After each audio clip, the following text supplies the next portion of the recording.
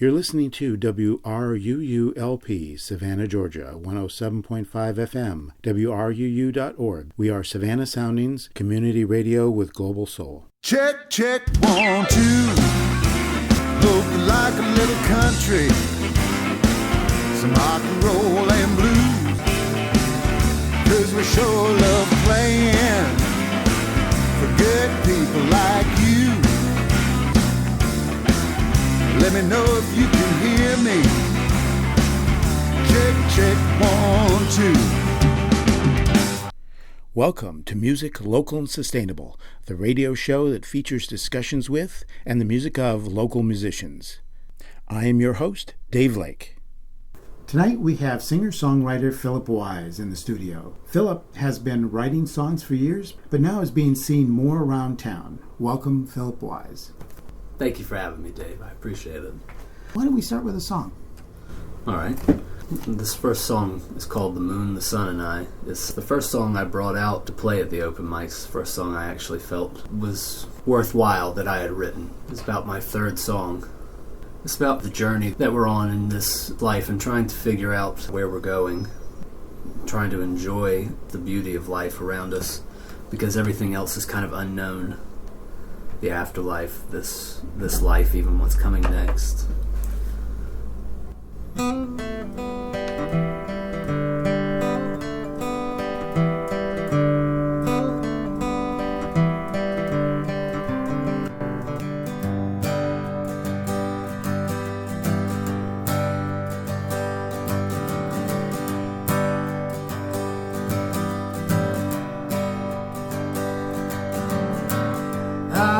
Been staring at the moon, hoping I would get there soon.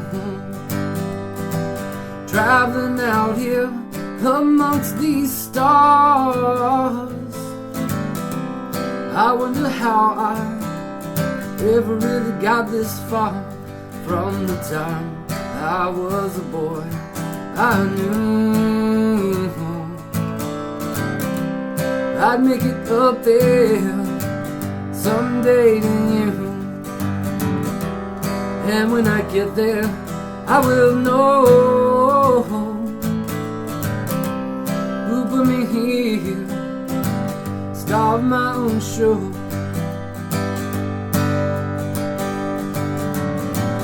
Oh, the sun, it lights my way.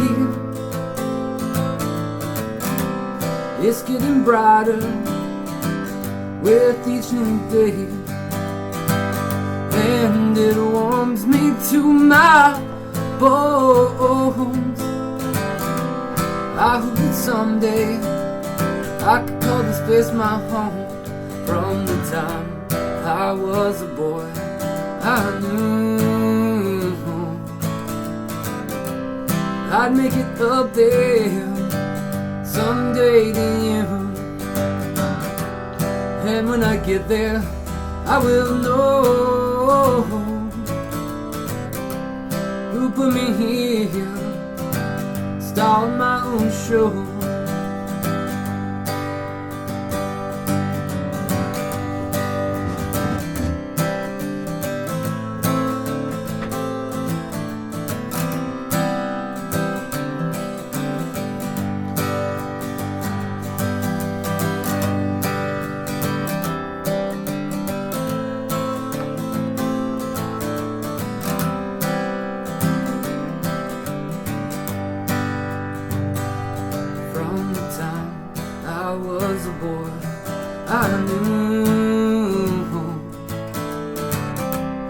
I'd make it up there someday to you.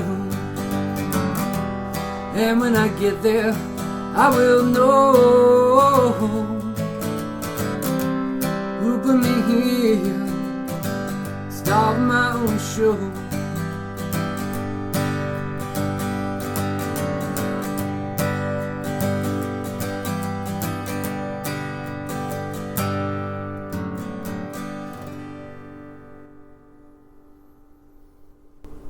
What was the inspiration for that song? I'm not sure. At the time, it was just thinking about kind of where I was at that moment, living in a lot of kind of uncertainty about my life in that moment. I had recently come off of a divorce, and that kind of thing makes everything kind of fall apart. You don't know what's going to happen. You can't see down the road, and so I'm just trying to remind myself to kind of take in everything and kind of see the beauty. I have children, and see the beauty in them and not get too hung up on the problems in the moment. Trying to just enjoy life, enjoy the journey. I've heard you described by other songwriters as one of the most skilled songwriters in Savannah, writing some of the best songs. But Philip Wise is not a household name. Why do you think that is? Well, unfortunately, my situation with kids and everything has put me where I kind of have to take things slowly to make my way out. I can't just jump in. I have to maintain my day job. And so I just keep doing it piece by piece. I'm meeting people. I'm meeting the right people around town. And it's a slower process. If I could throw myself head first in, I would really be taking everything by storm. But I'm happy to do it at all. In my 20s, this was not going to happen. So I'm excited. Tell us a little bit about your musical journey. I picked up a guitar when I was 15 and started learning how to play, but I was just that idiot at a party that just had that trick that they could come there and they could play some songs when everybody was drunk. So it was just something in my back pocket I did nothing with. But I mean, I always love music. Everybody does. But my dad would play for us all the time, and his brothers as well. They've always been a big influence in terms of just having music around and people active in it. My uncle, Daryl Wise, he's pretty big on the Tybee Island scene. He lived out there for a really long time and been in the music business for a really long time. Pretty well known within the music scene from the time I was a teenager till mid-20s, till he kind of moved down to Florida.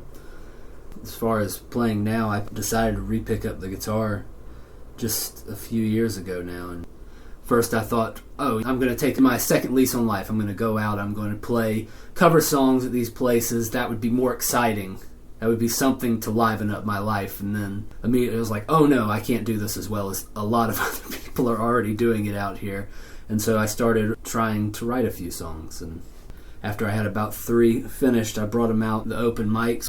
The good thing about the open mics is that's kind of where you find out if what you're doing is worthwhile. You play them, and then you see people kind of paying attention and giving credit to what you're doing. Craig Tanner has been pretty amazing for that. About 3 or 4 weeks in, he's like, "Are those your songs?" I'm like, "Yeah, those are mine." He filled me with confidence that he took notice of them, because he's one of the songwriters I really respect in this town. You realized that the best thing would be to start writing songs? Yeah, I came out one night by chance. My brother, who also writes and who I've always enjoyed his music, he tells me he's going to go to an open mic. He happens to go to Molly McPherson's, where Craig Tanner was even running it then, but I didn't take notice of him at that time. And so I got excited. I was like, I'm going to do that. I'm going to run out there. I learned 3 songs that I barely knew and went running to the open mic. I messed up every one of them, but I sat around the room for a long time listening to a lot of people playing their own stuff, and I was like, oh, this is more what I want to do. I don't really want to come out here and regurgitate songs that are already well done by someone. And there are people out there who are doing them better. They're able to take these songs and turn them into their own, which is something I'm struggling with. I'm trying to find out how to find myself in other people's music. If I create my own songs, I don't have to find anything. Open mics were then a springboard for your writing as well as for your performing. Yeah, they were. I mean, I came out with 3 songs in hand to play each time, and my performance was probably pretty weak still at that point. But about 3 or 4 weeks out, I went to Molly's one night There were amazing performances. Britt Scott and Craig played a set. Beautiful. Then Isaac Smith gets up there and just lays waste. Mind you, right before I get to go up and play, he gets up there and just the room changes, the atmosphere changes. And then I'm like, oh no, I have to follow that. And then Ethan Stewart got up there and he did a beautiful set. And then Isaac joined him, and then Britt Scott joined him, and all of a sudden it's just those three just closing out this night, and it was one of those spine-tingling kind of moments when you're listening to music. I was just captivated. But I also saw that I wanted to reach that level. That thing where you capture a crowd, the crowd almost calms and listens. And they do an amazing job of that. I haven't quite reached that point yet. They still come off like it's simple when they're up there. But so after that night, like I had a streak of writing after that. Like most of the songs I even play now are kind of done from that point. Because I would go home like excited, and I would pick up the guitar and I would write.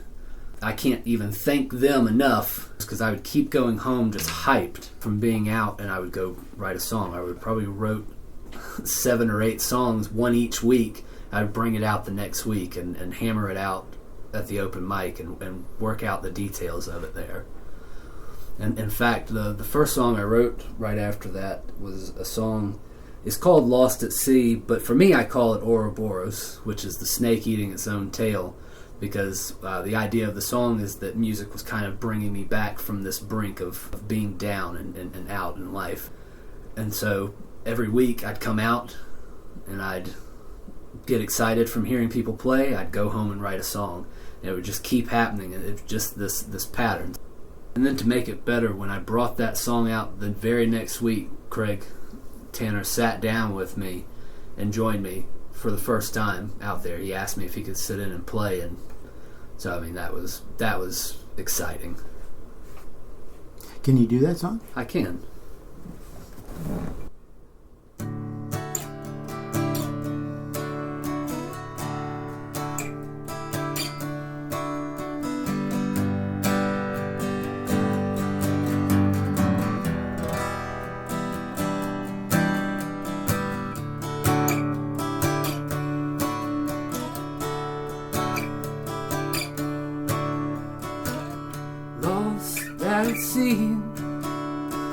And there is no way for you to follow me as I head back to the shore where I was before.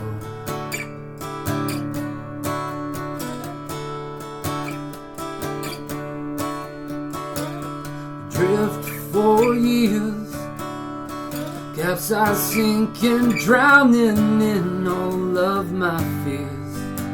But I am ready to change, to give up all old pain.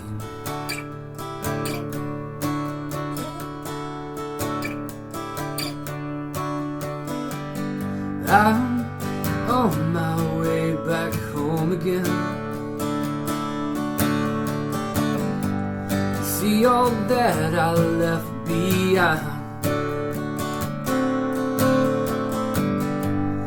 I can't wait to see all of my friends, the ones who stood beside me through hard times. I'm on my way back home.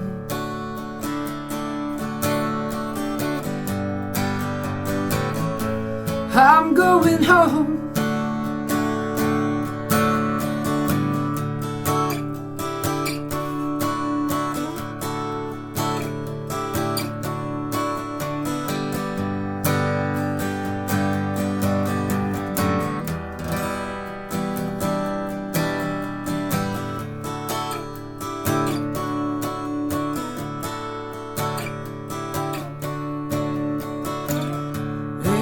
The storm behind me, it begins to lose its form as the sun starts to rise light streaking through my skies.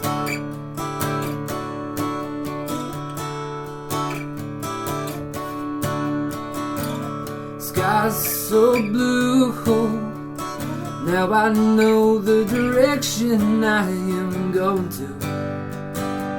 It is the place that I've known since the day that I was born.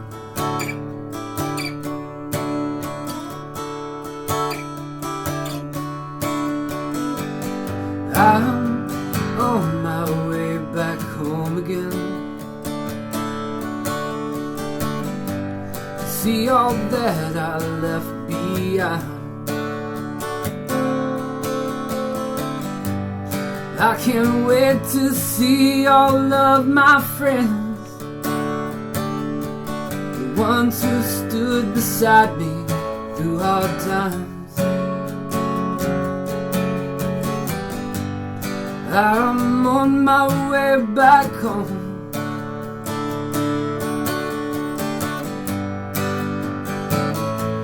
I'm going home.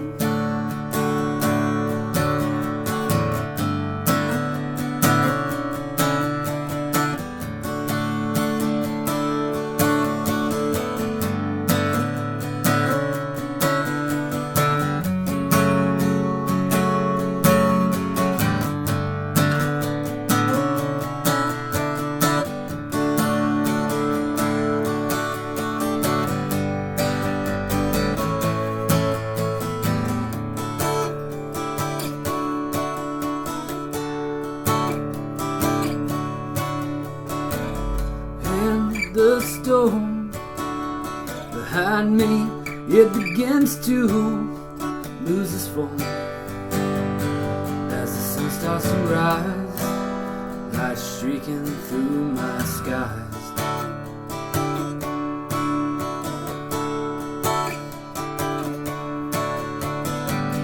I'm on my way back home again. All that I left behind. I can't wait to see all of my friends, ones who stood beside me through hard times. I'm on my way back home.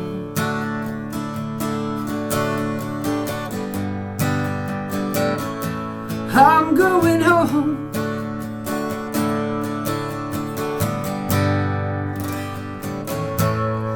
I'm going home. Tonight we have singer-songwriter Philip Wise in the studio. So you say this song was written following doing an open mic and listening to other performers perform. Yeah, I fed off that energy and really had a creative streak. Seems to have worked out. The majority of the songs that people seem to like are the ones that were written in that period. I guess what it is it fills you with the confidence you need not to second guess every little part that you're doing. You move forward steadily, and that's the best way to write if you can. If you're not overly second guessing yourself, as soon as you do that, everything becomes a struggle. I messed up on that song also. I sang a wrong verse in it. I like the last verse because the first verse says, I'm on my way back home, and the last verse says, I am home. So there's a completion to the story. But that's okay. I mess up out there all the time too. Nobody notices. Exactly. I mean, they're not necessarily familiar with the song, but that's one of the great things about live performance is you can hear the song a little bit differently each time. Yeah, you can, and also I've met a lot of people, and it's real interesting to follow some of their processes. I know some people who, until they are certain that their song is perfect in their head, they will not bring it anywhere near the open mics. Whereas as soon as I have something basically done, I take it out there, and if I don't remember words, I'll make up words that work within it. I'll figure it out up there in the stress of the situation, and by the time the song is done and it is formed, it looks nothing like the page. I've cut out words, I've created new pieces in it. It's really interesting to watch the way certain people go about coming out with their songs. I was talking to Britt, and I asked her, so what are you going to do when you go out there next week and play the show? And she goes, oh, I'm going to write a few new songs. I'm like, you're going to write a few new songs? What do you mean you're going to write a few new songs? How can you do that? How can you just write a song and just... I wonder if it's that simple, because I find writing the song now to be a harder process than just saying, I'm going to go write a song now. Like I said, it's fun to see how people do. Just last night I was hanging out with My Maiden Name and watching them during practice as they're 3 people writing songs together and watching them hammer out the details of how they're going to sing and how they're going to play. And being by myself and writing on my own is quite different from their process. In fact, I tried to interject at one point with oh, why don't you sing it like this? And they go, oh, isn't that a very Philip Wise kind of way to sing? What do you think they meant by that? I don't feel that I play guitar as strongly as some people. I don't play lead parts because that's just something I haven't really learned to do. So in my songs, I'll kind of ooh along with it to kind of cover almost like another instrument going through the song. I kind of did that on their song. So that has become kind of my thing. I have to kind of spread those songs apart from each other so it isn't overdone, but I like some of Coldplay's earlier stuff, and specifically their first album, and that's something Chris Martin does, is he has those beautiful vocals going over the songs, and they're not words. He's just has this beautiful vocal melody that plays out over, and it's kind of haunting, and so I've looked to do that as well. So besides Coldplay, are there any other musicians or groups that you find inspirational, either in terms of performance or in terms of composing? The simplest one is always going to be the Beatles, of course. That's almost trite to say, but they were kind of a changing point for me. I was listening to a lot of heavy metal through high school and grunge and heavier alternative music, and so eventually I kind of picked up Sgt. Pepper's, and this is a magnificent album.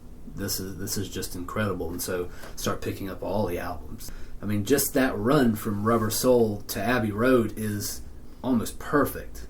There's a few exceptions that I may not care for, but still, that's a pretty amazing achievement. And they did 12 albums in a 6-year span. Who can do something like that? They're just amazing.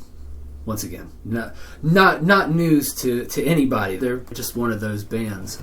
But then I find listening to the just certain albums by bands, I don't really find too many bands that I just am enamored with, that everything they do is amazing. Like Beck's Sea Change is one of the most beautiful albums. Head in the Heart, self-titled, I got to see them when they came here, and I mean their vocal harmonies, and they have kind of a folksy sound. They're once again a beautiful album. The Coldplay Parachutes is amazing. It's more about the makeup of an entire album and how it flows from song to song, maybe less so than a specific band. Is there any things that you've gotten from them that you use in your own performances? Beatles, in terms of trying to keep things simple. I like the pop sound. I like something that's kind of catchy in an immediate way, and something that's not overdone. Like I'm not big on the guitar being all over the place. It is simple. I have no aspirations to become somebody who can noodle on a guitar. It doesn't interest me. I like just the ability to play chords in a catchy way and come up with these catchy kind of vocals. I look forward. I hope one day I'll be able to find some other people to play with, because I love vocal harmonies, and that would be pretty exciting. Coldplay, like I said, him doing the kind of vocal melody over certain parts of the song. Head and the Heart, amazing band. I don't know what to say. That the composition of that first album is absolutely amazing. It flows in a way that I've hoped to come up with. They actually, when I came out and did that first open mic, one of their songs was one I played.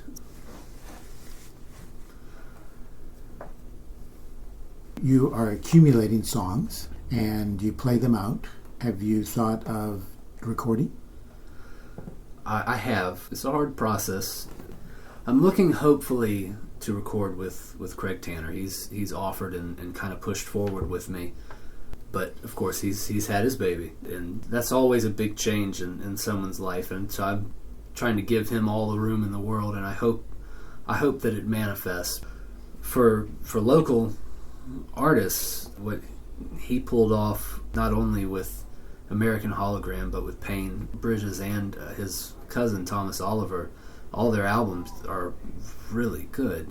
When I came out, I had this expectation that it's going to be a very empty scene, that nothing was going to be happening. I never came downtown until I started coming to play open mics. I'm midtown, just staying that direction. And then I expected to come down here, it was going to be vacant, no one around, and then all of a sudden, no, it's just filled with talented people. And then I'm picking up albums from people, and there are a lot of really great ones.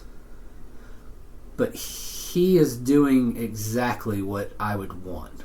So I'm holding out under the hopes that eventually we'll get something done. In the meantime, I guess I'm going to do some just acoustic recordings somewhere and see what comes of it. But I've been fortunate in meeting so many people and a lot of really talented people. I think when I do start to get to the point of creating something, I mean, I know I've met so many people that play every instrument under the sun. I'm going to be able to call on them and have them help me. I've fostered a little bit of goodwill out there, and hopefully they'll help me reach some kind of vision of kind of a beautiful album. I want a haunting album. I really do. I want something that almost sticks on you when you're done with it. The point is Craig is an amazing producer. That's why I really want to hold out. And not only that, but he filled me with so much confidence and has been the biggest supporter for me. Why would I not want to work with somebody who's been such a positive influence on me out here? And then he's a great producer on top of it. What am I going to do with that?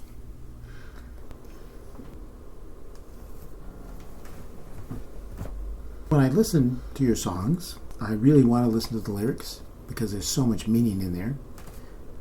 On the other hand, I sort of get caught up with the hooks. So which comes first, the music or the lyrics? Music. Music definitely comes first. My day job is as landscaping, and so I'll do all my music, I'll record it, and I'll sit riding around with earbuds in and just kind of try and piece together how I'm going to sing it. Usually what ends up happening is either content will come to me, something's happening, and all of a sudden I'm like, okay, I'm going to write that. I'm going to sing in that direction. I'll be out there on a lawnmower just singing to myself. I'm sure I sound like a maniac to people who, just look like I'm just jabbering at myself. But I'll figure out about 4 lines that I'm happy with, and I'll run them over and over again in my head until I'm like, okay, that's the song. Whatever I'm doing, I will stop and I will go write down that, and usually once I have the beginning direction, it usually takes off from there. Though I am in a bit of a slump at the moment, but only because I am trying not to write a bunch of more sad songs. I've told myself that if I write a sad one, then I have to either write something neutral or something happy. You'd rather have someone say, that's a Philip Wise approach because it sort of has singing in the song, rather than that's a Phil Wise song because it's really depressing. Yeah, that's exactly right. I'm very happy and positive towards whatever anybody's doing, but boy, I am a sad, depressed guy on the inside when it comes to writing. It immediately goes lonely, sad, so alone. Those are the first places I go to. I mean, I'm not, but for some reason, that's where the words want to immediately come from. So I have to let something kind of come to me from time to time. it's a process. It's a process you got to fight against. Since I haven't written in a little while, I'm thinking about doing an album and just kind of interviewing people and trying to get a story from them and trying to figure out how to spin that into a song. Because my story's kind of unfolded. I most of the stuff I wrote was to kind of move past this problem in my life, and so I don't want to write about that anymore. I'm ready to move on.